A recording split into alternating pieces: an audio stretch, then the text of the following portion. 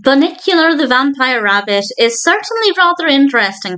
This is an animated short film from 1982. It's directed by Charles A. Nichols, written by Mark Evanier, based on the book by Deborah Howe and James Howe. I've never read the book. If you have any thoughts on how it compares, please feel free to share. And we have a voice cast including Willie Tyler, Jack Carter, Howard Morris, Alan Dinehart, Joshua Milrad, Pat Petersen, Janet Waldo, and Alan Young. And this is about, well, it's about a rabbit. And some of the characters think that the rabbit is a vampire. Strange things start to happen, particularly revolving around vegetables. And I don't want to go into too much detail. The whole film is less than half an hour, so obviously I don't want to give away too much too soon.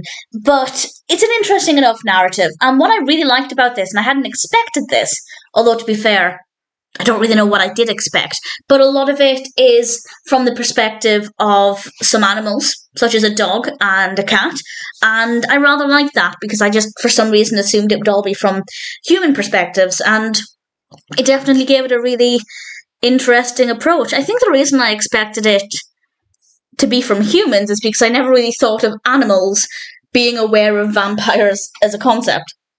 So it worked very well and the characters were really likeable. The bunny is very well designed.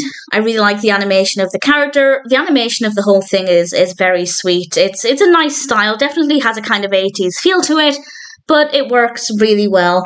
And obviously the big question is Bunnicula actually a vampire rabbit? And I'm not going to answer that question, of course, but I think they kept the mystery going and it was a nice narrative to follow, so I don't have any complaints at all. It's not something I'd watch a second time, but as a one-time watch, I thought Bunnicula the Vampire Rabbit was pretty decent. And if you're looking for a fun animation that's a little bit different, I'd say it's one that's worth checking out.